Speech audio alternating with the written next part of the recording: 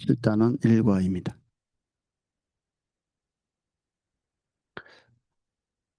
하나님의 얼굴을 구하는 삶. 어, 예, 거의 뭐 7단원은 주제가 거의 하나다시피 하는데 하나님의 손을 구하는 삶과 하나님의 얼굴을 구하는 삶.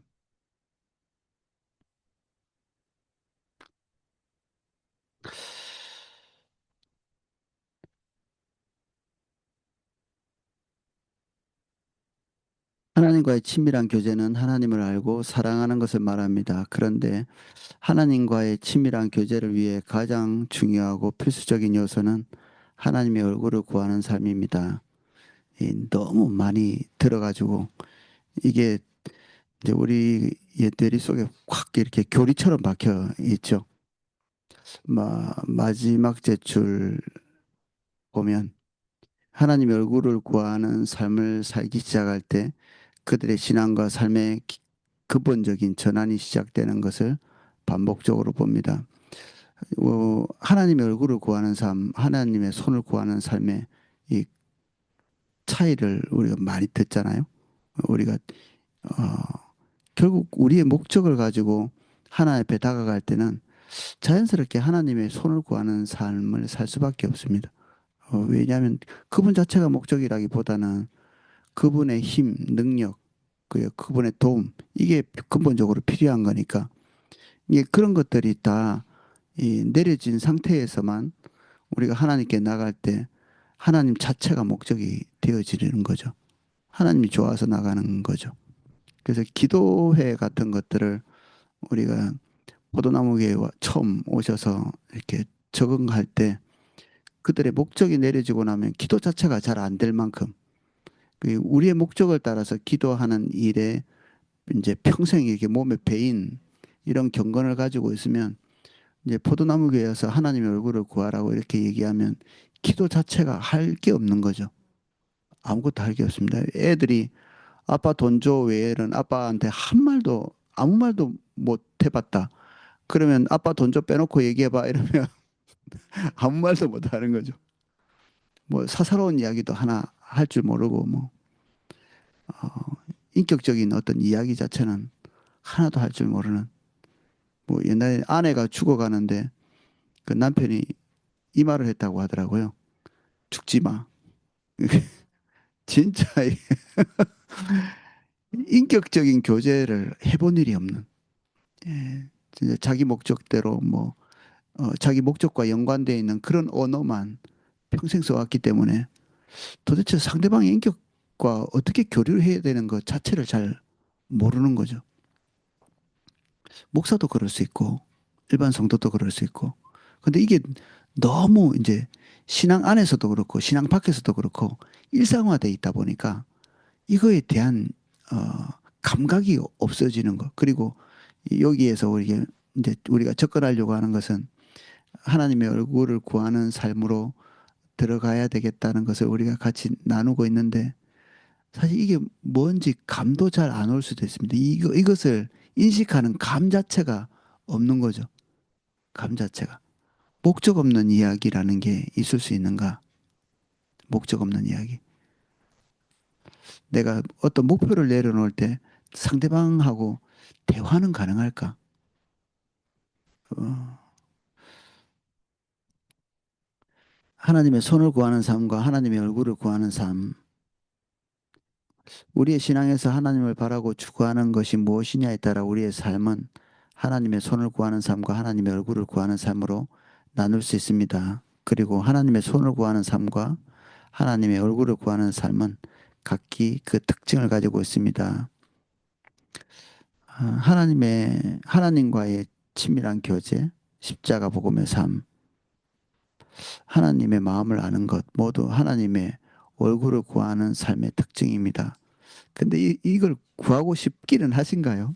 이게 하나님과 좀 친하고 싶다. 친하고 싶다.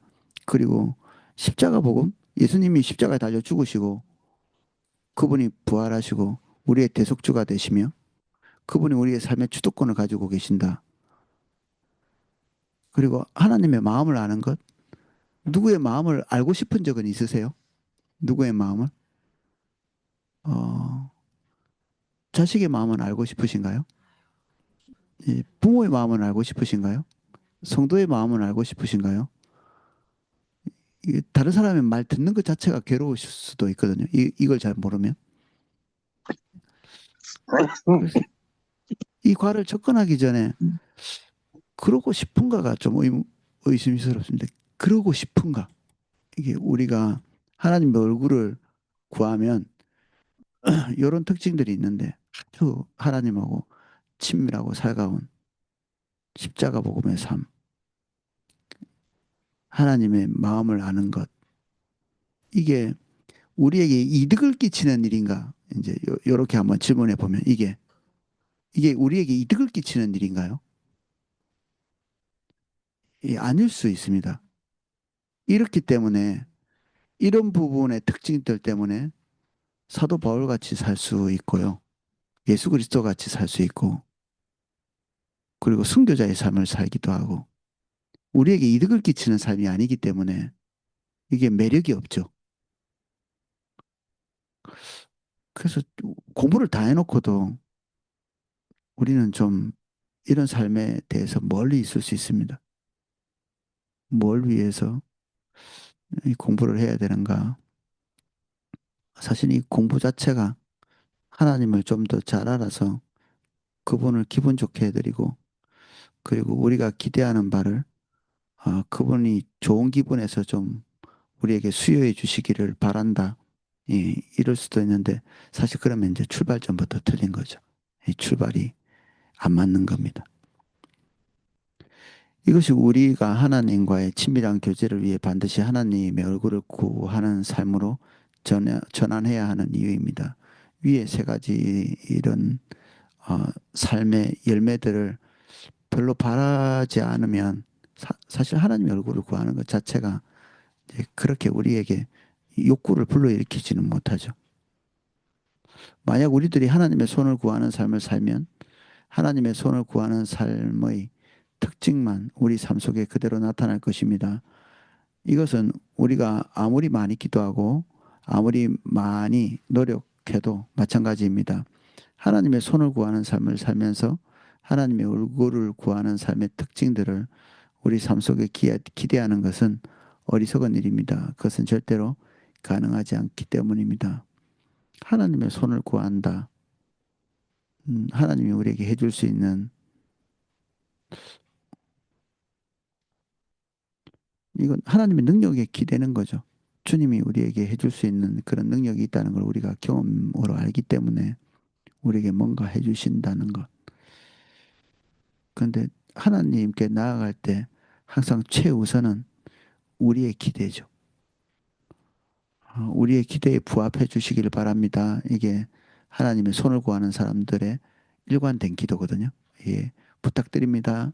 우리가 원하는 것을 적절하게 해결해 주시길 바랍니다. 이런 기본적인 태도가 하나님의 손을 구하는 사람에게 있는 거죠.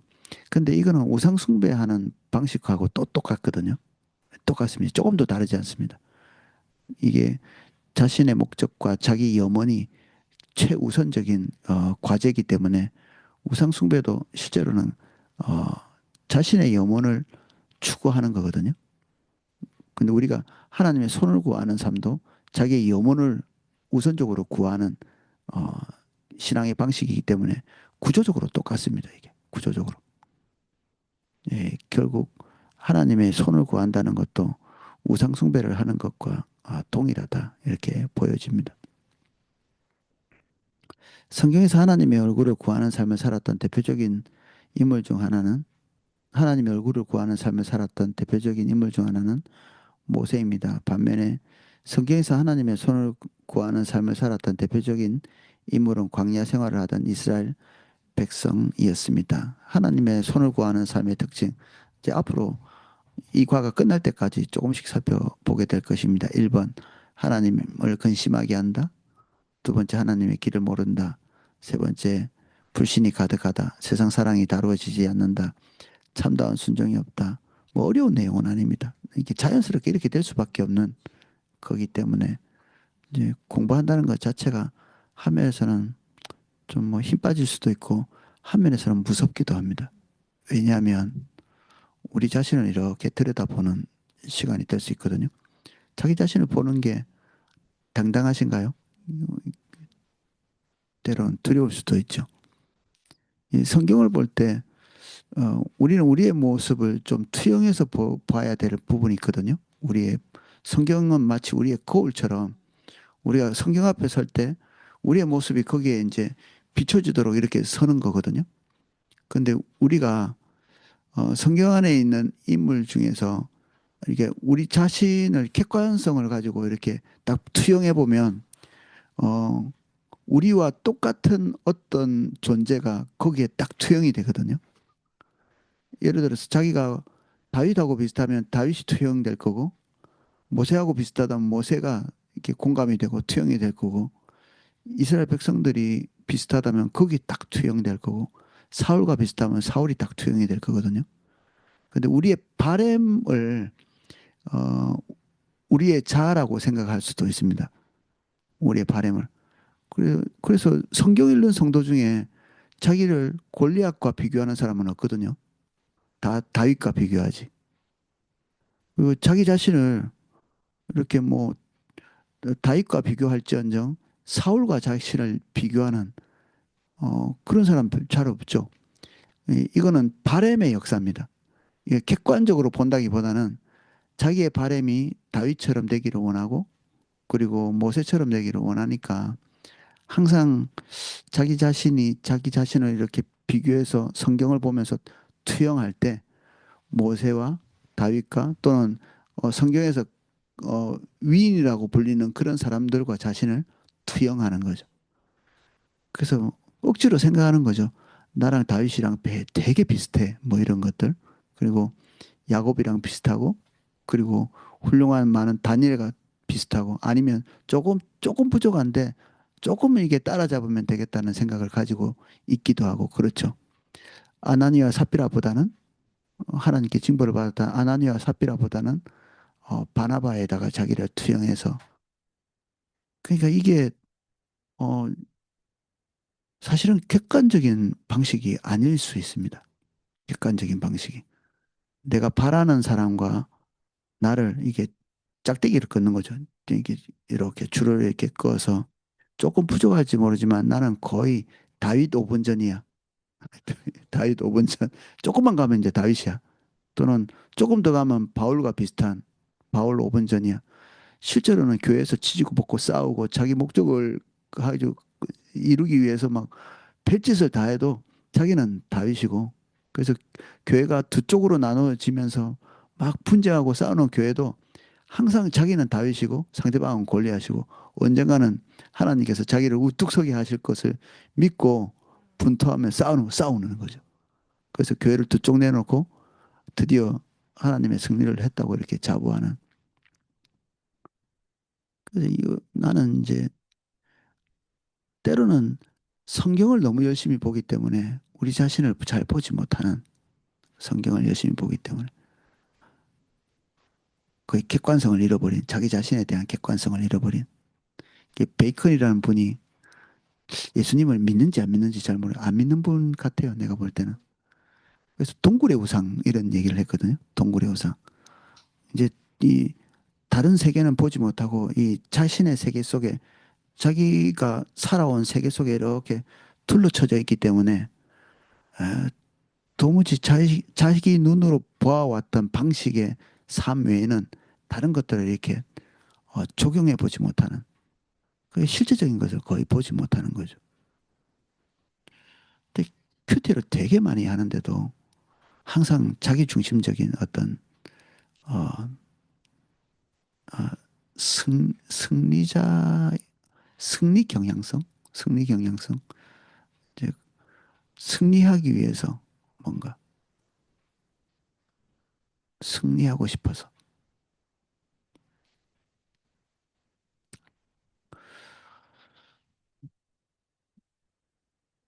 하나님을 근심하게 합니다.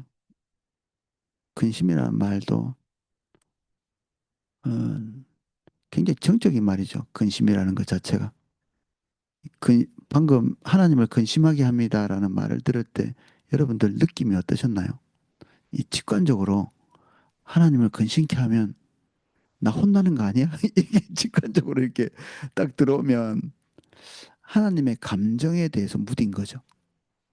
하나님이 지금 염려하고 걱정하시잖아요. 하나님하고 우리하고 긴밀한 관계에 있는 사람이라면 하나님이 근심하신다는 것이 너무 송구스럽고 그분이 기뻤으면 좋겠는데 나 때문에 염려하고 이 근심이 거의 낙담하고 같은 거거든요. 이 절망입니다, 사실은. 하나님께서 가장 원하시는 것은 우리와 친밀한 교제를 나누시는 건데 그것이 되지 않기 때문에 근심하신다는 말인데 이게 하나님과 우리 사이에 있을 수 있는 최악의 감정 아닌가요? 최악의 감정이죠. 우리를 볼 때마다 기쁘시고 즐거우시고 이게 관계 안에서 일어나야 될 일이죠. 누구를 볼 때마다 걱정스럽다. 이러면 곤란하지 않나요, 이게? 누구를 볼 때마다 기뻐야지. 감사하고. 히브리서 3장 7절에서 19절을 자세히 읽으십시오. 그리고 다음 물음에 답하십시오. 이 성경 구절은 오늘날 우리와 어떠한 관계를 가지고 있습니까? 예. 이 구절은 구약 시대 이스라엘 백성에 관한 이야기이므로 신약 시대에 사는 우리들과는 아무 상관이 없다. 히브리서 말씀은 구약 성경을 아주 이렇게 혹독하게 이야기하고 있죠. 실제로 이스라엘 백성들은 그 출애굽기를 읽으면서 완벽하게 이렇게 이해하지 않습니다. 정반대로 이해합니다. 자기 자신에 대해서 이 히브리서 3장 7절에서 19절이 이해하고 있는 것처럼 이스라엘 백성들을 그렇게 전혀 이해하고 있지 않습니다. 어, 이렇게 이해하게 되면 자기들도 그 조상이 되잖아요. 조상의 그 후손이 되잖아요. 우리 민족들은 처음부터 하나님 앞에 그럭저럭 잘 살았다는 개념을 가지고 있습니다. 선민이고. 그래도 다른 민족에 비해서는 우리가 월등히 하나님 앞에서 도덕적이고 우월한 위치에 있어라고 생각합니다. 이 출애굽기를 보면서 어떻게 그렇게 이해할 수 있을까 싶으죠. 우리는 이제 객관성을 가지고 보니까. 근데 그들은 오늘 우리가 보는 것처럼 거의 보고 그리고 어, 실수할 때가 있었죠, 당연히. 근데 그것들은 그 출애굽할 때 나올 때 있었던 다른 민족들, 우리 옛날 성경은 잡족이라고 표현하는 이스라엘 백성 외에는 다 이제 잡족이 되는 거죠. 그러한 족속들이 불평하니까 크게 물들어 가지고 이제 하나님께 불순종했다 이런 개념을 가지고 있거든요. 그런데 신약 성경에서 복음을 전할 때 스테반이든 바울이든 이걸 적나라하게 꼬집어내거든요. 우리가 언제 한번 하나님 앞에서 올바로 살았냐? 이런 식의 내용들을 베드로도 그리고 바울도 스테반도 했기 때문에 무시무시한 그 박해가 왔죠. 아니면 허리가 부러지는 것처럼 이 심령이 뚝 부러지면서 3천 명씩 이렇게 주님께로 돌아오든지 이런 것들을 딱 직면할 때 하나님의 역사로 말미암아 그들에게 회심의 어떤 돌이킴의 어, 포인트가 될 수도 있고요. 때로는 돌을 집어들 수도 있죠. 돌을 집어든 사람들은 스테반을 쳐서 죽였고 뚝 부러져서 하나님 앞에 살고 싶은 마음이 회심의 어떤 기회가 된 사람들은 베드로 앞에서 회심하고 어떻게 해야 될지 묻는 그런 사람이 된 거죠. 지금도 아마 변함이 없이 어, 사도 시대 그리고 이 사도행전 시대와 똑같이 그들은 이 모세의 어, 말을 듣지 않았던 많은 사람들, 하나님과 대립했던 많은 사람들에 대해서 어, 좀 자기중심적인 이해를 하고 있을 것 같습니다. 지금도. 근데 좀 이 과를 다 끝내놓고 나면 그런 생각 드실 겁니다. 우리도 자기중심적인 이해를 스스로에게 하고 있었구나. 우리를 지나치게 안전한 자리에 두었구나. 그럭저럭 괜찮은 약간의 부족함이 있을지 모르지만 그럭저럭 괜찮은 자리에 있을 거라는 그런 믿음을 이스라엘 백성들도 그런 생각을 가지고 있거든요. 그 당시 이스라엘 백성들은 하나님께 어떻게 했습니까? 뭐 이것저것 했지만 그 하나님과의 관계도 가까웠다고 생각했지만 결국 이제 여기서 고발하고 있는 것은 40년 동안 하나님을 분노케 하는 그런 존재였다. 이렇게 고발하고 있죠. 당신은 그들이 그 사실을 알았다고 생각합니까? 예, 모르고 싶죠. 모르고 싶습니다. 알고 싶지 않은 겁니다. 모르고 싶으면 몰라집니다. 이게 인간의 놀라운 능력이죠. 잊고 싶으면 생각이 안 납니다. 이게 우리가 인간이 과거에 아주 고통스러운 기억이 있잖아요. 근데 기억을 못 하는 경우가 있습니다. 왜냐 잊고 싶기 때문에 생각이 안 납니다. 꼭 기억해야 되겠다고 생각하는 것들은 뭐 두고두고 이렇게 생각나거든요. 안 보고 싶으면 안 보입니다.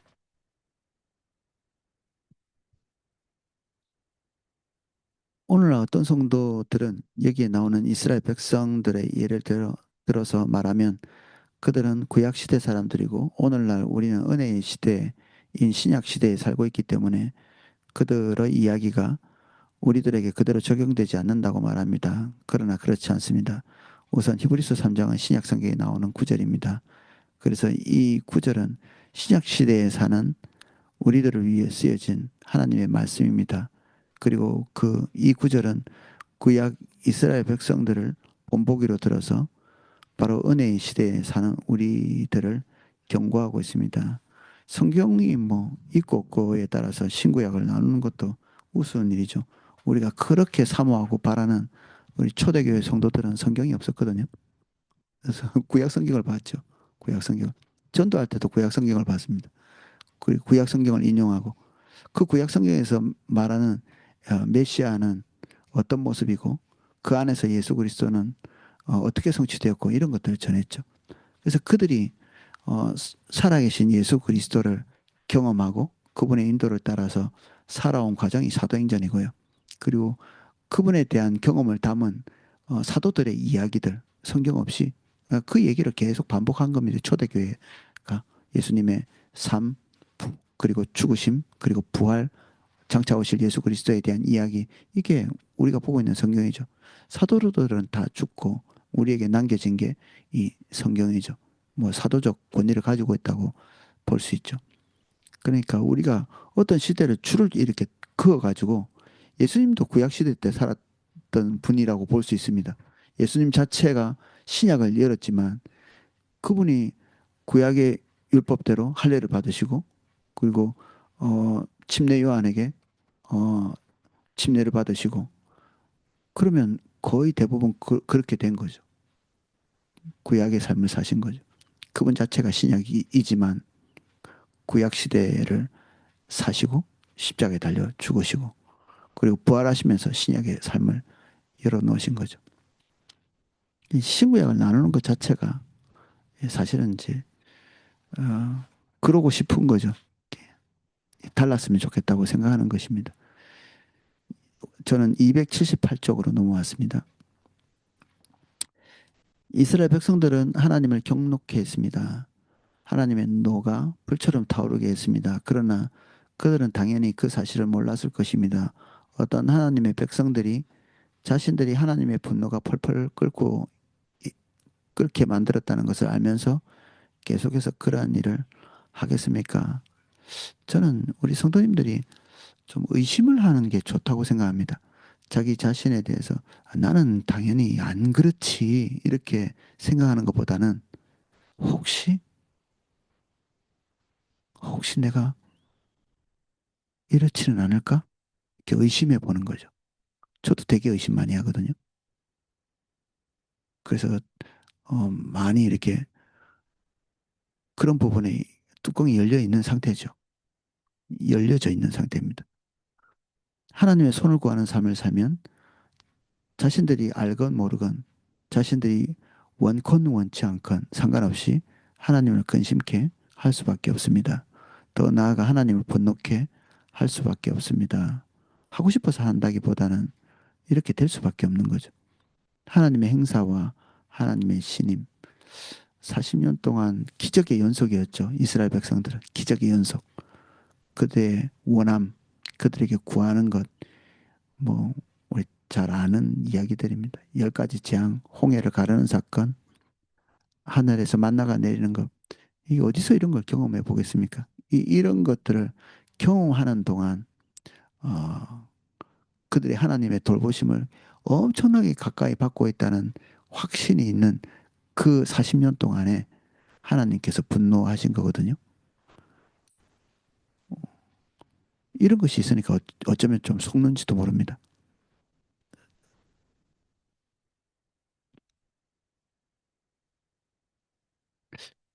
그래서 조금 이렇게 위험한 표현일 수도 있는데 저는 가끔 이제 성도님들과 이렇게 상담하고 얘기할 때 성도님들이 자신의 삶 안에 역사하고 있는 하나님의 신실하심에 대해서 얘기하는 너무 귀한 일이죠. 하나님이 자신에게 필요한 것들을 어, 채우시는 것, 자기의 목마름을 채우시는 것, 이런 것들을 이야기하면서 자긍심을 가지고 있는 경우, 그래서 저는 이제 가끔 그런 얘기도 합니다. 하나님의 은혜에 속으시면 안 돼요. 이런 얘기를 했어요. 은혜는 그야말로 하나님 측에서 우리에게 주시는 수여된 어떤 것이죠. 그게 우리를 말하지는 않는 겁니다. 이 이스라엘 백성들이 하나님께서 그들에게 필요한 모든 삶에 필요한 것들을 채우셨다고 해서 그들이 하나님과의 관계 안에서 자긍심을 가져야 될 부분들은 아닌 거죠. 이 은혜 때문에 속는 것입니다. 이렇게 만약에 생각했다면. 이 은혜가 있긴 있죠. 그런데 이 은혜 때문에 자기 자신이 올바른 자리에 서 있다고 생각하는 것은 하나님이 속이시는 건 아닌데 하나님의 은혜 때문에 스스로가 스스로를 속인 거죠.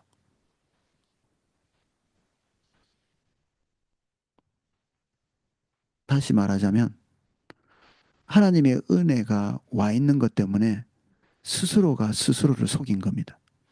나는 그럭저럭 괜찮은 자리에 있다고 스스로를 속인 거죠.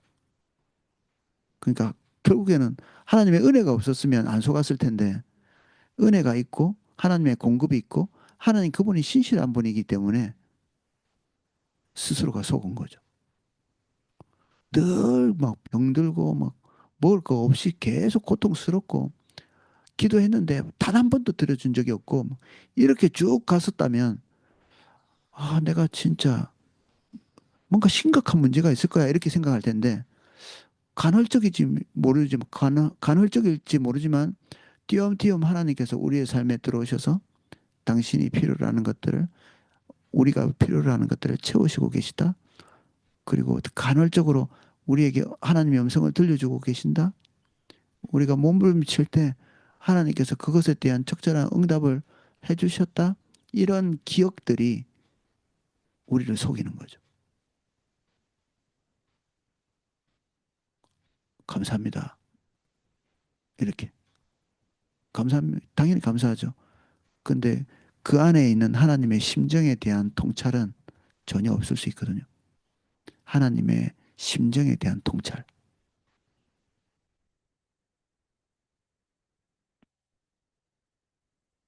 279쪽 넘어옵니다. 오늘날에도 하나님의 행사와 하나님의 신임은 별개입니다. 오늘날 적지 않은 성도들이 하나님이 기뻐하시는 것이 무엇이며 하나님이 싫어하는 것이 무엇인지 전혀 알지 못한 채 하나님의 욕심을 따라 구하고 그 기도가 응답되었다고 해서 하나님이 세상에서 자기를 제일 기뻐하신다고 생각합니다. 내가 원하는 것을 해주시는 하나님이 너무 좋은 겁니다. 우리 아빠가 최고야. 뭐 이런 아이들이 있죠. 이것도 해주고 저것도 해주고 이렇게 하니까.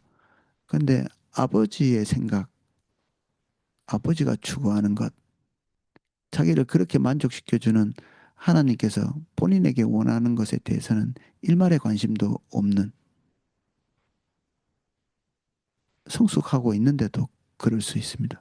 계속 성숙의 과정을 겪어야 되는데도 몸만 성장하지 실제로 인성은 성장하지 않는 우리 뭐 자녀와 부모와의 관계도 그럴 수 있죠.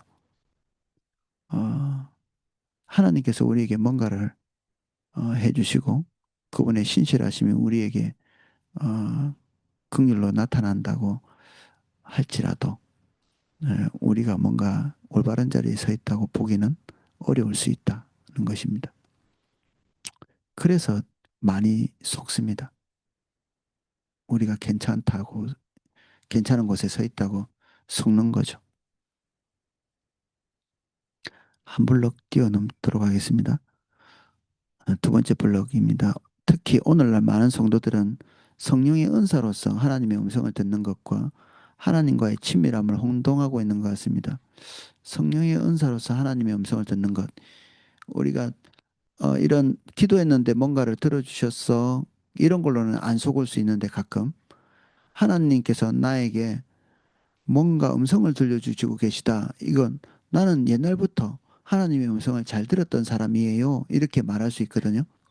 근데 보십시오. 그 들은 음성을 한번 분석해 보십시오. 정보인가? 아니면 정보 이상의 것인가? 우리에게 하나님께서 뭔가 말씀해 오신 게 하나님으로부터 온 게 많기는 한데 그게 영적인 정보나 우리의 삶의 정황에 비친 어떤 정보, 걱정 마라, 염려 마라, 뭐 이런 건지 진짜 하나님의 마음 중심에 있는 것이 우리에게 부어졌는지 나와 일면식도 함께 하지 않았던 사람에 대한 그 긍휼의 마음이 막 쏟아 부어진다든지 형제 자매에 대한 그 애틋한 마음이 부어진다든지 이게 사실 우리 게 아니거든요. 열방에 대해서 열방만 생각하면 눈물이 쏟아져 나온다든지 아프리카에 대한 긍휼의 마음이 솟구쳐 올라온다든지 내 삶을 북한의 어, 성도들을 위해서 이렇게 한번 들여보고 싶은 충동이 이렇게 올라온다든지 뭐 이런 것들이죠. 내 개인적인 육신에선 절대로 나올 수 없는 그런 것들이 하나님께서 당신의 마음 안에 있는 것들을 이렇게 부어주실 때 우리 속에서 그런 것들이 샘솟게 되거든요. 이런 것들은 아버지의 마음을 부어주신 거고 정보하고는 좀 다른 겁니다. 정보하고. 정보는 이런 거죠. 어, 전쟁 날 것 같아. 뭐 이런 것들. IMF 터질 것 같아. 뭐 이런 것들. 우리나라가 경제적으로 지금 어, 조만간에 엄청난 궁지에 몰릴 것 같아. 이런 음성을 들었다. 예를 들어서 그렇다는 게 아니라 그런 음성을 들었다. 그러면 굉장히 유용하겠죠. 그 정보는. 근데 그게 아버지의 마음은 아닙니다.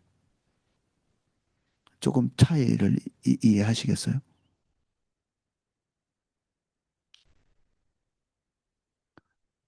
어,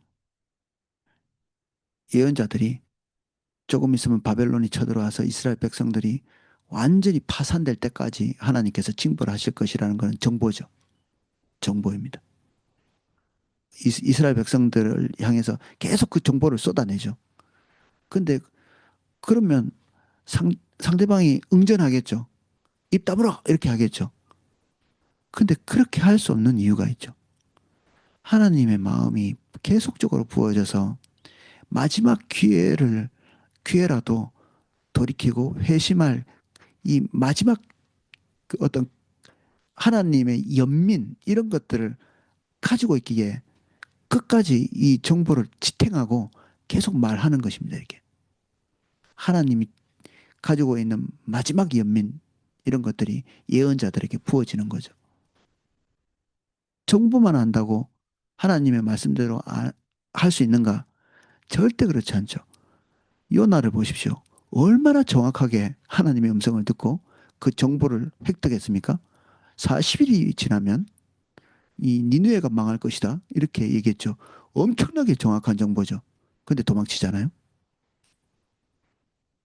근데 우리 주변에 되게 많습니다. 전 되게 많이 봅니다. 이런 것들을. 정확한 정보를 가지고 정반대로 나가요. 정보를 알았다는 것에서 쾌감을 느낄 수도 있겠죠. 은사가 처음 부어지면 정말 그 입을 막을 수가 없습니다.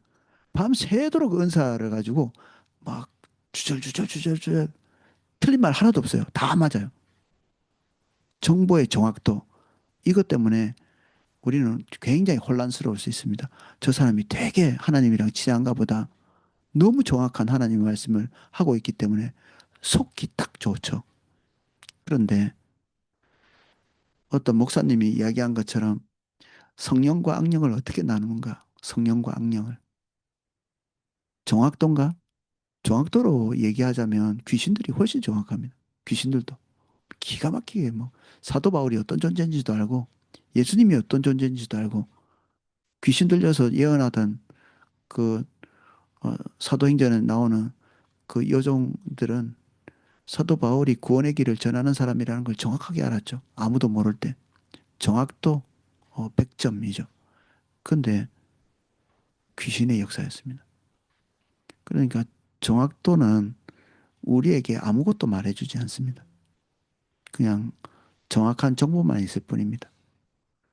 그래서 하나님의 음성을 하나님의 백성들은 다 듣기는 하거든요. 100%다 듣죠. 근데 분별이 잘 안 됩니다. 분별이 거의 되지 않습니다. 예, 아버지의 마음이 부어져야 그 주신 정보를 정확하게 해석을 해내거든요. 하나님의 음성은 듣는데, 정보는 들었는데, 그것에 대한 해석을 못 해내죠. 요나에게 니느웨가 멸망할 거라는 사실을 알려주셨을 때는 그게 니느웨에 대한 하나님의 긍휼의 마음이 있어야 어떻게 행동해야 될지 정확하게 나오는 겁니다. 하나님의 긍휼의 마음을 모르면 도피하는 거죠. 그래서 니느웨로 회개해서 돌아갔어요. 그런데 이게 니느웨라는 성을 이게 아시리아의 수도인데 이, 이 끝에서부터 저 끝까지 갈려 해도 사흘이 걸려요. 이 대각선으로 이렇게 딱 가도. 그런데 뭐 한 반나절 외치다가 그냥 끝내버리거든요. 그랬는데 하나님의 역사가 나타나죠. 하나님의 긍휼의 열매죠, 그게. 그렇게 전해놓고도 우리 저 훌륭한 요나 선지자가 뭘 기대했죠? 안 돌이키기를. 이게 여러분 무섭죠? 안 무서운가요? 하나님의 말씀을 정확하게 듣고 의도가 뭔지 정보를 아는데 그대로 실행에 옮겼는데 기대한 거는 안 돌이키기를 간절히 바란 겁니다. 제발 안 돌이켜서 다 죽어버려라. 이게 요나의 마음이었습니다. 이게 분리해야 되는 걸 아시겠죠? 이 분리 두 가지가 다른 겁니다. 하나님으로부터 음성을 듣고 은사를 통해서 정보가 오는 것과 아버지의 마음을 이해하고 그분의 마음이 부어지는 것은 다른 것입니다. 성숙은 아버지의 심정에 대한 이해, 이게 확장되는 겁니다. 하나님이 긍휼히 여기시는구나. 불쌍히 여기시는구나. 그걸 하고 나면 우리 입에서 시시비비가 그쳐버립니다. 그래서 요나는 끝내 침묵할 수밖에 없었죠. 그 마음을 설명하시죠. 아버지의 마음을. 그래서 이것들을 구분하고 분리해서 이해하지 않으면 하나님의 음성을 듣는 것 때문에 또 속습니다. 하나님과 친한 것처럼. 나도 속고요. 그리고 상대방이 하나님의 음성을 잘 들으면 그것에 또 속습니다. 특히 은사가 부어진 사람들은 진짜 정신을 못 차려요. 처음 부어지면. 처음 부어지면. 그게 너무, 너무 좋거든요. 주저리 그냥 상대방이 괴로운데도 계속 이렇게 얘기할 만큼. 몇 번 그런 분들을 만났는데, 다듬어지는데 시간이 걸리죠. 몇 년씩 걸립니다. 그것이 상대방의 유익을 위해서 쓰고 아버지의 마음을 가지고 쓰고 하는 데까지는 시간이 많이 걸리죠. 그럼에도 불구하고 자기에게 부어진 그 은사가 부어지는 순간부터 우쭐하면서 어, 포악한 인성을 가지기 쉽습니다. 함부로 이렇게 섬기는 사람의 인격을 모독한다든지 반말을 한다든지 어, 고압적인 자세로 한다든지 이런 것들을 쉽게 찾아볼 수 있죠.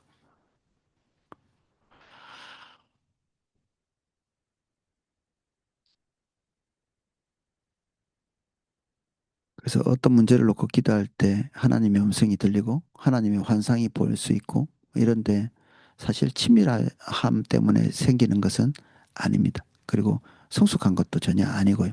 이거는 하나님의 음성을 듣는 한 가지의 방법에 불과합니다.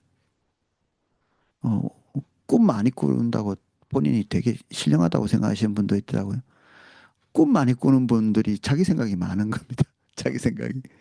하나님이 생시에는 도저히 말할 수 없어가지고 좀 어느 정도 내려질 때가 잠잘 때니까 그때 말씀하시는 거죠. 뭐. 예, 고정관념이 그래도 없을 때 말씀하시는 거고. 그리고 그나마 꿈속에서 이야기를 들었다 이렇게 하지만 사실은 잠언의 말씀처럼 생각이 많은 사람이 꿈이 많습니다. 그냥 뇌가 안 쉬는 겁니다. 계속 이렇게 돌아가는 거죠. 하나님의 음성이라기보다는 거의 대부분 99.9%는 자기 생각이 돌아가고 있는 거죠. 사울의 예는 우리에게 더 큰 두려움을 줍니다. 이 사람이 하나님의 임재가 있을 때마다 예언했던 거 기억나시죠? 그리고 벌거벗고 예언하고 그리고 심지어 누군가를 죽여야 되겠다는 이 살해 의도를 가지고 라마 라յot으로 가죠. 근데 그 자리에서 성령의 임재로 이렇게 벌거벗고 예언을 하거든요. 그 예언은 진짜 예언이죠. 하나님의 성령에 의해서 하나님의 음성이 입으로 막 튀어나오는 거죠. 이게 이 은사가 강렬하게 나타나는 겁니다. 이게 어떻게 이럴 수가 있는가 싶은데 이게 그런 일이 있는 거예요. 그리고 은사라는 게 인격의 성숙도대로 오는 게 아니라 갖고 싶은 자에게 옵니다. 원하는 자에게 옵니다. 이게 사모한다는 말로 표현할 수 있는데 그걸 갖고 싶어서 몸부림치는 사람에게 줘요. 하나님께서. 이거에 대해서 부정적인 마음을 가지고 있잖아요. 그럼 안 주십니다. 그분 인격이 성숙하고 그리고 뭐 그렇게 해도 그거에 대해서 약간이라도 이렇게 부정적인 마음을 가지고 있으면 그 은사가 잘 안 부어집니다. 이게 돌이키고 회심하고 할 때까지 그 부분에 대해서. 그 최소한 은사나 이런 것에 대한 사모함은 또 있을 수 있는 거죠. 센 것, 강력한 것에 대한 기대와 바램 이런 것들이 있는 사람들이 사모함이 많습니다. 그래서 은사를 획득하는 확률이 좀 많은 것 같아요. 은사를 획득하는 것. 그렇다고 은사가 나쁜 건 아닙니다. 은사 없이 주의 일을 하는 것은 대단히 고달픈 일입니다. 고달픈 일이죠. 뭐가 잘 안 돼요. 이렇게 은사가 있어야 어, 하나님의 교회에서 그럭저럭 이렇게 일을 하나님의 수준만큼 해낼 수가 있습니다. 그 외에 다른 것을 대체할 수 있는 게 없거든요. 은사 외에는.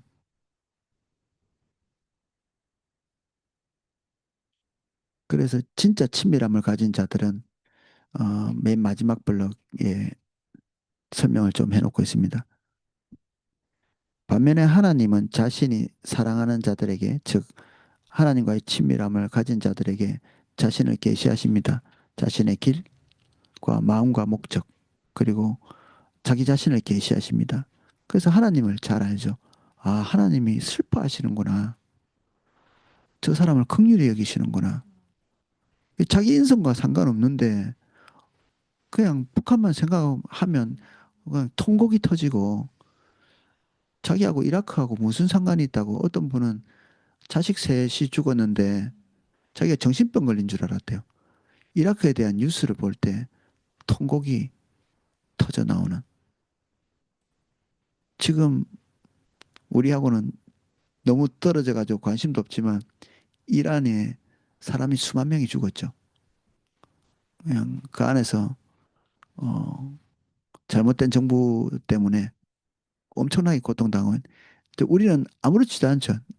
참혹한 일이긴 한데 우리랑 관계가 너무 먼 겁니다. 이게 사실은 우리 정상입니다. 정상. 우리 자식 그 손톱에 가시 박힌 게 우리 마음이 더 아프지. 그 사람들이 죽어나가는 거, 수만 명이 죽어나가는 게 더 가슴 아프진 않거든요. 이게 어떤 인간의 성정이죠. 근데 그 사람들 때문에 식음을 전폐하고 그리고 집 밖을 나가지 않으면서 고통스럽게 기도한다. 이거는 우리의 마음이 아닙니다. 하나님께서 가지고 계시는 마음이 자기에게 부어지는 거죠. 근데 이거를 박차면 안 됩니다. 이게 이런 게 가끔 부어주시는 분이 계시죠.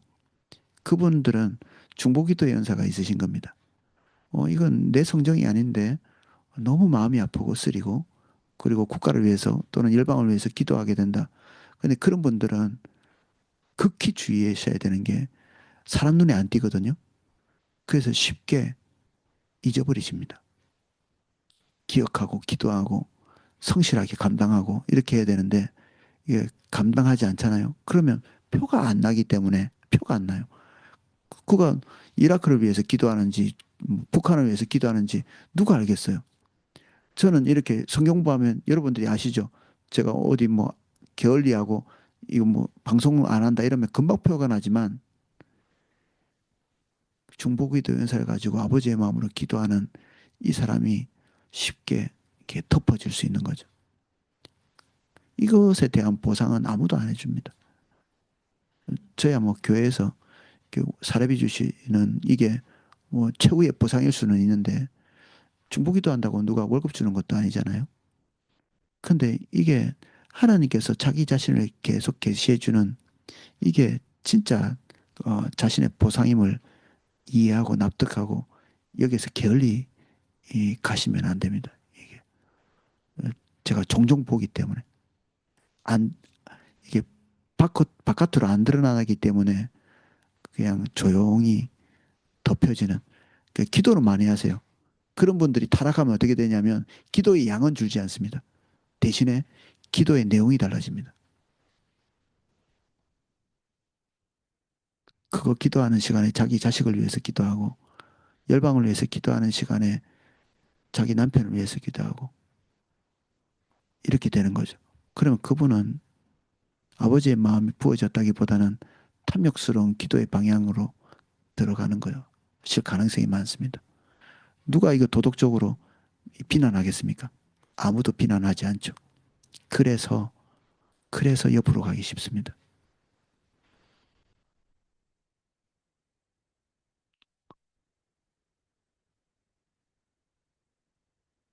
히브리 280쪽에 넘어왔습니다. 하나님의 길을 알지 못합니다. 하나님의 손을 구하는 사람은 하나님의 길을 잘 모르게 돼 있습니다. 어쩔 수 없이 관심이 없으니까 모르는 겁니다. 이게 머리가 나빠서 모르는 게 아니고요. 관심이 없어요.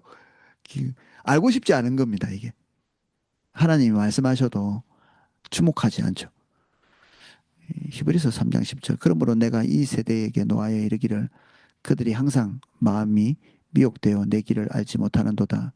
그러니까 항상 하나님 뜻이 헷갈린다 이렇게 하시는 분이 있는데 그거는 미성숙이라고 저는 생각하지 않습니다. 알고 싶지 않으시구나. 이게 좀 성도님들을 막 일방적으로 밀어붙이는 것 같은데 하나님의 뜻을 늘 모른다고 하시는 분이 있어요. 모릅니다라는 말을 처음에는 제가 믿었는데 지금은 거의 믿지 않습니다. 모르고 싶거나 알고 싶지 않거나 주목하지 않는 것입니다. 모르면 징벌이 없어야 되잖아요. 하나님의 책망이 없어야 됩니다. 근데 하나님의 책망이 있거든요. 모르는 것에 대한 하나님의 책망이 있습니다. 거기에는 자기의 책임의 요소, 자기가 책임의 요소가 없는 것에 대해서는 하나님의 징벌이 없습니다. 성경 안에서도 어떤 여자가 강간을 당했어. 그러면 이것을 그 여성에게 책임이 있느냐 없느냐를 가지고 그 여성의 죄를 묻거든요. 책임이 없으면 그냥 폭행죄에 불과하니까 남자만 죽입니다. 그게 구약 성경의 가치죠. 그런데 어떤 자기의 스스로의 결단도 있었어. 그러면 둘 다 책임이 있는 거거든요. 항상 책임성이 엄청나게 중요합니다. 과실치사 혐의가 있다. 실수로 사람을 죽였어. 뭐 이렇게 뭐 나무를 이렇게 하다가 도끼날이 빠져가지고 상대방이 맞아 죽었다. 이러면 사람을 죽인 거거든요. 그런데도 책임성이 없습니다. 자기가 일부러 결정하고 죽인 게 아니기 때문에 이건 과실치사혐의라 하나님께서 도피성에 도망가서 생존하도록 도와주십니다. 그러나 자기가 건축업자야. 근데 난간을 만들어야 되고 안전하게 만들어야 되는데 그거 철근 빼먹고 이래가지고 안전하게 만들지 않아서 사람이 다치거나 죽었다. 그러면 자기가 본인이 죽인 건 아니지만 그 책임성 때문에 그 피가 그 머리로 돌아갈 거라고 했거든요. 그러니까 하나님의 법은 책임성에 기반하고 있습니다. 그 사람의 책임. 그러니까 하나님께서 길을 모른다. 이러면 자기 책임이 없다고 만약에 말한다면 이거는 무지한 것에 불과하다면 미성숙한 것에 불과하다면 하나님께서 책망하지 말아야 돼. 근데 책망한다는 것은 이 안에 자기 책임성이 들어가 있는 겁니다. 모른다? 모른다라기보다는 모르고 싶다가 더 맞는 표현입니다. 모르고 싶다. 알고 싶지 않다. 이런 말이죠. 그 부분에 대해서는 알고 싶지 않다. 하나님의 관심사, 그리고 하나님의 관심, 하나님의 목표, 알고 싶지 않다. 이렇게 결정한 거죠. 뭐에 관심이 있느냐? 내가 원하는 것, 내가 기대하는 것, 내가 염원하는 것, 그것, 그것에 관심이 있으니까. 흉내는 낼 수 있습니다. 비슷하게. 아나니아와 삽비라처럼 비슷하게는 할 수 있습니다. 그런데 이 흉내 내는 죄도 적은 죄가 아닙니다. 아나니아 삽비라는 흉내를 내면서 자기가 요구하는 목적에 도달하려고 했는데 하나님께서 엄청난 징벌을 하시죠.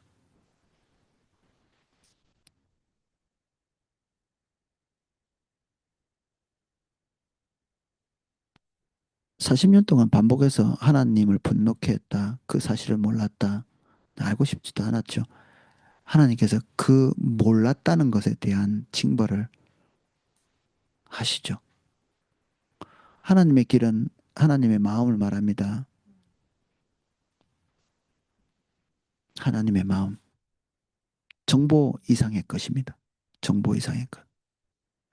여기서 하나님의 길은 다른 말로 하면 하나님의 마음, 하나님의 의중을 말합니다. 우리는 앞에서 하나님께서 하나님 자신과 하나님의 목적과 길을 우리에게 계시한다는 것을 살펴보았습니다. 그런데 여기서 하나님의 길은 단순히 하나님의 길만 말하는 것이 아니라 하나님의 목적과 길을 모두 말한다고 볼 수 있습니다. 이스라엘 백성들은 하나님의 마음이 어떠한지, 하나님께서 기뻐하시는 것이 무엇인지, 하나님께서 미워하시는 것이 무엇인지 전혀 알지 못했습니다. 반복해서 말하지만 머리가 나빠서 그런 게 아닙니다. 그리고 미성숙해서 그런 게 아니라 알고 싶지 않았던 거죠. 그들은 하나님의 계획이 무엇이며 하나님의 목적이 무엇이며 하나님의 행하심이 무엇인지 전혀 알지 못했습니다. 그들은 하나님께서 그들을 광야로 인도하신 의도가 무엇인지 그곳에서 이루려 하는 것이 무엇인지 그들에게서 그 당시 원하는 것이 무엇인지 전혀 알지 못했습니다. 이 하나님 뜻이 뭐였죠? 충격적이게도 그들은 꿈도 안 꾼 것들을 하나님이 계획하셨습니다. 이스라엘 백성들이 가나안 땅에 들어가서 열방이 주님께로 돌아오게 하는 제사장 나라가 되는 것이 하나님의 뜻이었습니다. 그래서 그 땅 안에 있는 하나님의 심판받아 마땅할 민족들을 모두 멸하고 그 땅을 차지해서 복받고 영원히 살아가는 게 아니라 거기에서 하나님의 인도를 따라 살면서 온 열방이 주님께로 돌아오는 제사장 나라가 되어서 최종적으로는 열방이 주님께로 돌아오는 게 하나님의 목적이었는데 그들은 그 땅 안에 들어가서 평안을 추구했습니다. 제발 아무 일도 없기를, 제발 아무 일도 없기를. 오늘도 무사히 그들의 기도 제목 오늘도 무사히. 그래서 그 땅의 민족들하고 화평하게 지냈습니다. 갈등 없이. 그들의 목표 아무 일도 없기를. 삼손이라는 인물이 되게 미스테리하지 않나요? 삼손이라는 인물 도덕적이었나요? 아니죠. 하나님을 사랑했나요? 딱히 그런 것 같지도 않습니다. 근데 그 시대에 왜 이 사람이 하나님의 손에 쓰임을 받았죠? 평안을 추구하지 않는 유일한 사람이었습니다. 평안을 추구하지 않는 뒤집어 엎는 겁니다. 전부 다. 모든 사람들이 다 블레셋과의 평안을 원했거든요. 하나님의 목적, 목표, 아니 그 그런 거 관심도 없었습니다. 이게 얼마나 관심이 없었냐면 하나님의 마음이 다 들어갈 때까지 430년 동안 사사기 시대가 430년이거든요. 하나님은 430년 기다려서 이스라엘 백성들을 가나안에 집어넣은 겁니다. 430년 동안 한 민족을 만들어서 열방이 주님께로 돌아오게 하기 위해서 430년을 허비라는 말을 써야 될지 모르겠는데 허비하시면서 한 민족을 만들고 광야를 지나서 이스라엘 백성들을 가나안 땅에 집어넣은 거죠. 근데 이스라엘 백성들이 하나님의 그 타는 목마름에 대해서 조금도 이해가 함이 없이 가나안 땅에 들어가자마자 430년 동안 사사기 시대를 지나가면서 하나님의 마음을 묵살해 버렸어요. 와, 이게 속이 뒤집어질 날인가요? 하나님 입장에서는. 그래서 12명의 사사들과 그들이 그렇게 가니까 하나님께서 그냥 손 떼버리신 엉망진창이 되죠. 하나님 도와주십시오. 이렇게 하죠. 12명의 사사들이 그들을 계속해서 돌아가면서 구원했는데 그들이 하나님을 기만한 것입니다. 이 기만죄. 무섭죠? 하나님을 기만하다니. 그렇게 할 수 있는 겁니다. 하나님은 바보십니까? 12번이나 기만당하게?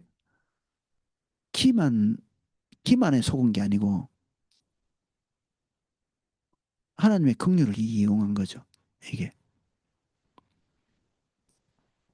아버지의 마음을 모른다는 것은 이게 엄청난 일이죠.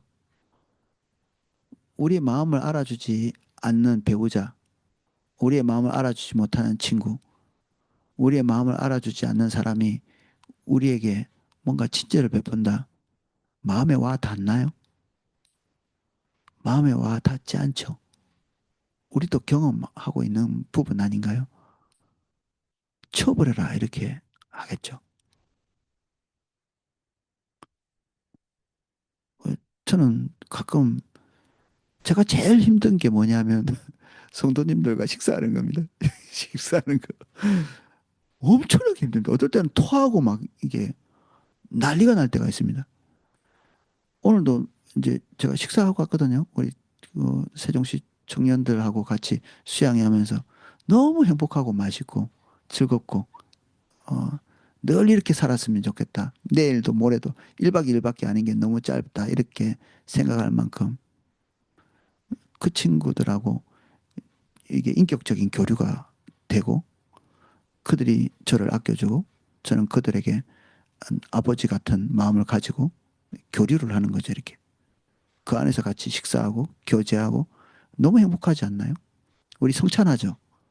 성찬 속에는 하나님과 우리 사이의 교제를 터시는 예수 그리스도의 십자가 사건을 우리가 믿고 신뢰할 뿐 아니라 거기에는 이 성찬을 함께하고 있는 성도 한 사람 한 사람과 내가 깊이 있는 연관을 가지고 있다는 사실을 시인하는 것입니다. 그래서 성찬할 때 이렇게 눈 감고 막 이렇게 주님만 생각하려고 이렇게 성찬하지 마시고 눈을 뜨고 함께 성찬을 나누고 있는 성도를 쳐다보십시오. 당신이 나랑 예수 그리스도의 피와 살을 같이 먹은 존재군요. 이 두 가지가 다 우리 속에 인식이 되어야 올바른 성찬입니다. 성찬과 교제, 인격적인 교류를 하는 이게 옆 사람하고도 부족합니다, 우리가. 성도와도 부족하고.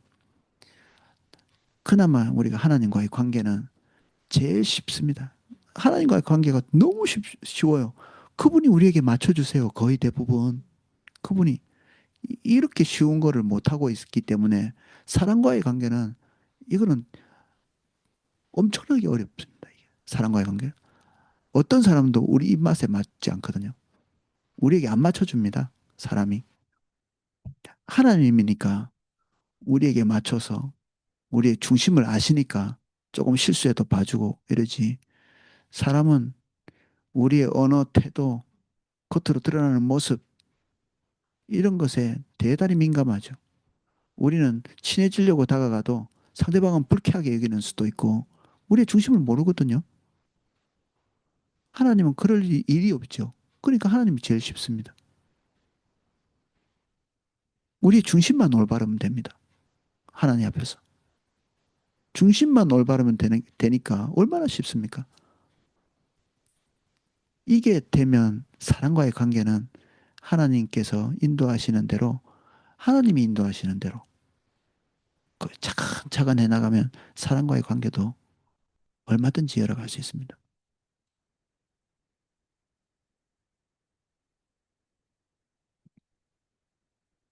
우리는 하나님의 길을 따라 행해야 합니다. 280쪽 마지막 블록입니다. 우리들이 임의로 무엇인가 열심히 한다고 해서 하나님을 기쁘시게 할 수 있는 것이 아닙니다. 우리들이 무조건 열심히 찾는다고 해서 하나님을 만날 수 있는 것이 아닙니다. 방향과 길이 다르면 아무리 열심히 달려간다고 해도 전혀 엉뚱한 곳에 도달하는 것 같이 하나님께 나아가기 위해서는 하나님의 길을 따라 행해야 합니다. 하나님의 방법을 따라 나아가야 합니다. 내 조건과 내 생각을 따라 행할 것이 아니고 하나님의 조건을 따라 행해야 합니다. 주님의 마음을 알고 있으면 이 우리의 양적 헌신의 회의를 느끼게 됩니다. 나 쟤보다 더 많이 했어요. 이런 쟤보다 더 많이 했어. 그리고 우쭐거릴 수 있죠. 근데 하나님을 아는 사람은 양쪽으로 많아질 수도 있습니다. 사도 바울 같이. 사도 바울은 객관적인 사도 바울이 바보가 아니잖아요. 아이고, 나 한 거 아무것도 없어요. 이렇게 말하지 않고 어떤 사도보다도 자기가 더 많은 헌신을 했음을 명백하게 이야기하고 있잖아요. 양적으로 계량한 겁니다. 내가 누구보다도 더 많은 헌신과 그리고 피 흘림과 희생이 있었다 얘기하죠. 근데 이게 하나님의 은혜였음을 이야기하는 거, 할 수 있게 해주신 거죠. 그래서 많이 하는 것이 다 우선은 아니죠. 뭐라도 좀 하라고. 옆 사람 눈치 때문에 우리가 많이 일하거든요. 여전도 회장, 남전도 회장이 막 독려하고 막 이렇게 하니까 밥하러 가고 막 이렇게 하는데 그것도 뭐 안 하는 것보다 낫지 않나 싶기도 한데 뭔가 책임자가 되면 그러면 안 됩니다. 뭔가 가정 안에서 조금 책임이 있고 내가 부모고 내가 교사고 내가 뭐 목회자고 오이코스 리더고 남전도 회장, 여전도 회장이라면 나한테 뭔가 책임이 있거든요. 다른 사람은 내 결정에 따라서 좌우될 겁니다. 그러면 내가 양적인 헌신을 하려고 하면 다른 사람 피 말리는 겁니다. 다른 사람 피 말리는 거예요. 주님이 기뻐하시지도 않는 일에 이 사람 저 사람 다 동원해가지고 그 사람은 주님의 은혜도 경험 못하고 말라가는 거죠. 이게 그 사람에게 죄 짓는 거죠, 이게. 뭔가라도 책임이 있다면 그러니까 이 조그마한 거 하나도 아무나 세울 수가 없는 겁니다. 하나님과의 개인적인 관계를 이게 체득하지 못한 사람이 뭐라도 맡기면 좀 어려운 거죠, 이게. 일 하나는 해내는데 여러 사람 피 말리는 겁니다, 이렇게. 넘어지고 다치고. 아버지의 마음을 모르니까 주님이 진짜 원하시는 게 뭔지 모르니까 일하면서 사람들 상처 주고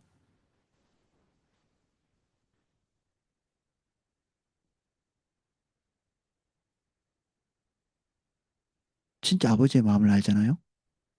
일하는 과정 가운데 함께 동역하고 일하는 사람이 성숙해 나갑니다. 그 일을 통해서. 어떤 사람과 같이 일하면 하나님과 일하는 것이 무엇인지를 체득해 가요. 그리고 일을 통해서 하나님과 인격적으로 만나게 되어 있습니다. 소모? 안 됩니다.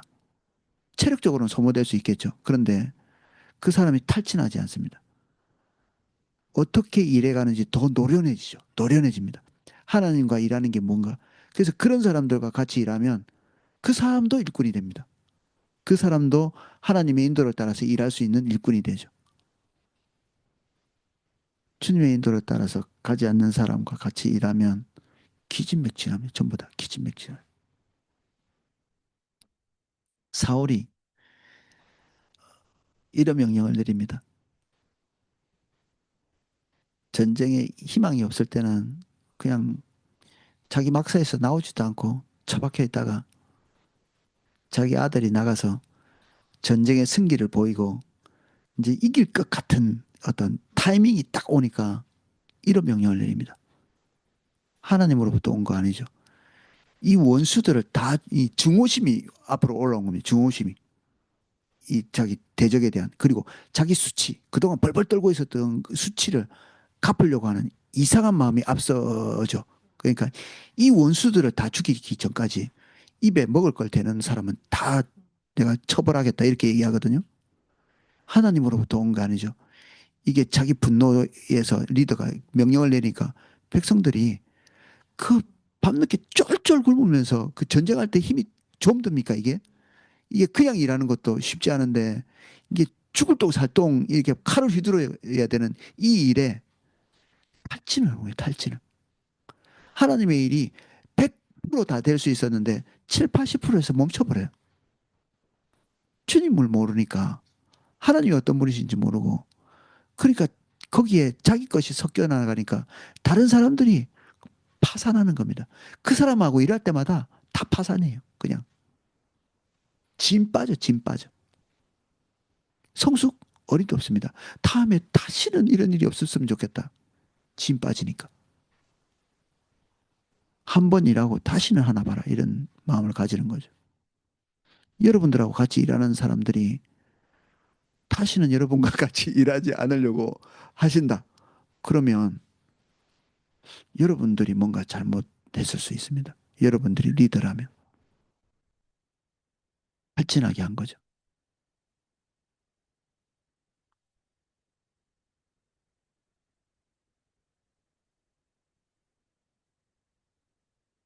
시편 86편 다윗이 하나님께 간절히 구하는 두 가지 여호와여 주의 도를 내게 가르치소서 내가 주의 진리에 행하오리니 일심으로 주의 이름을 경외하게 하소서.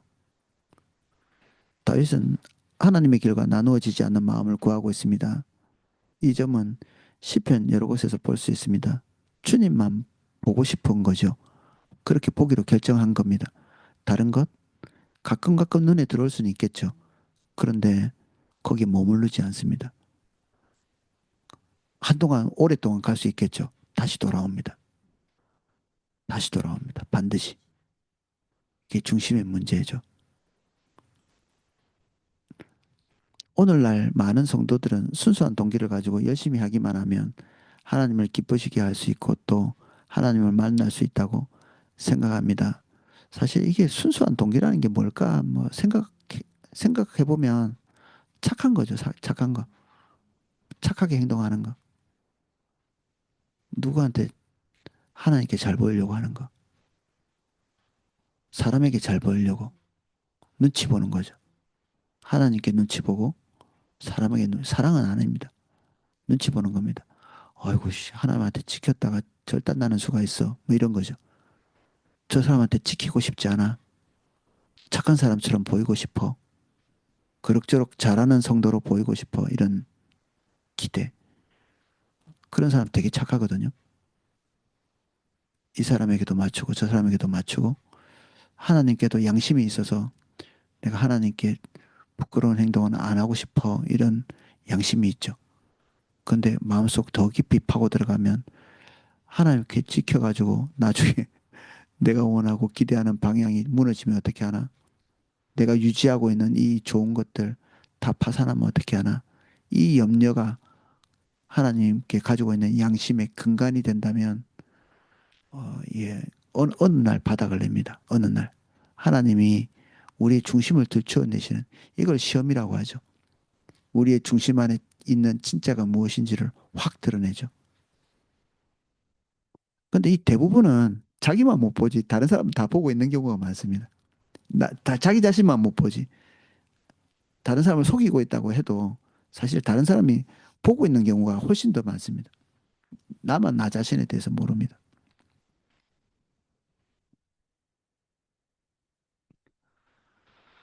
마지막 블록입니다. 하나님의 길은 성령의 조명으로만 알 수 있습니다. 우리들이 하나님의 길을 올바로 알기 위해 성경을 열심히 읽고 묵상하고 연구하는 것이 중요합니다.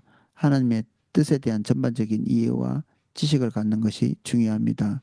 그럼에도 불구하고 그것만 가지고 되지 않습니다. 하나님의 길은 성령의 조명으로만 우리에게 계시될 수 있습니다. 오늘도 사도행전을 같이 통독하고 읽으면서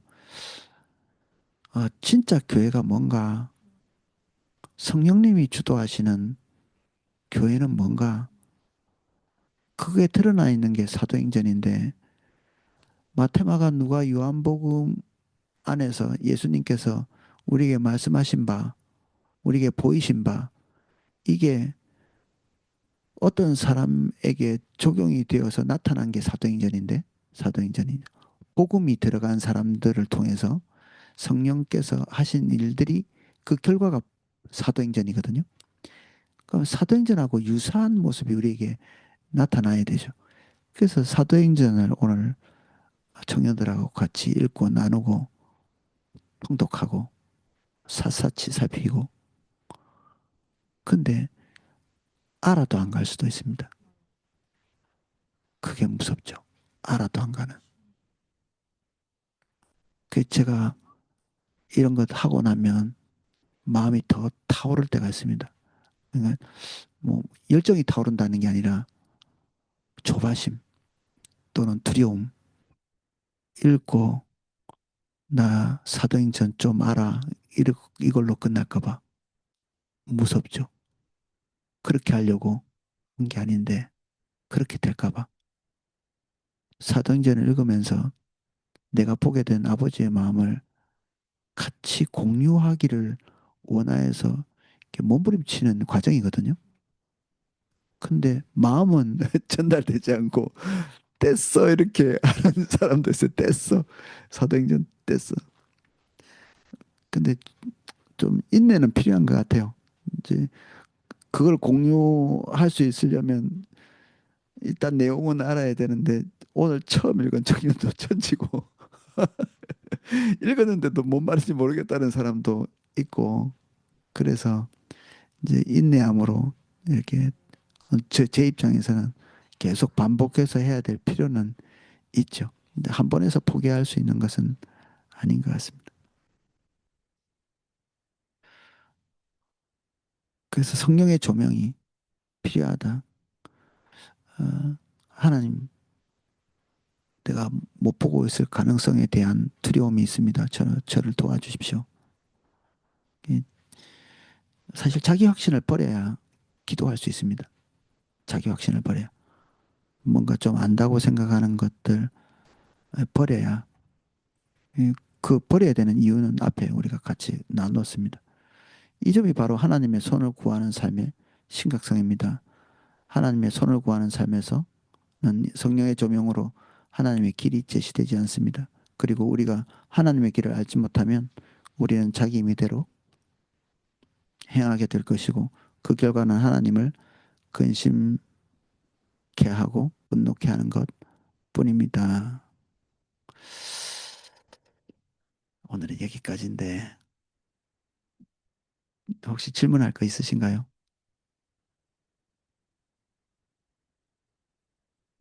건우가 질문하러 오네.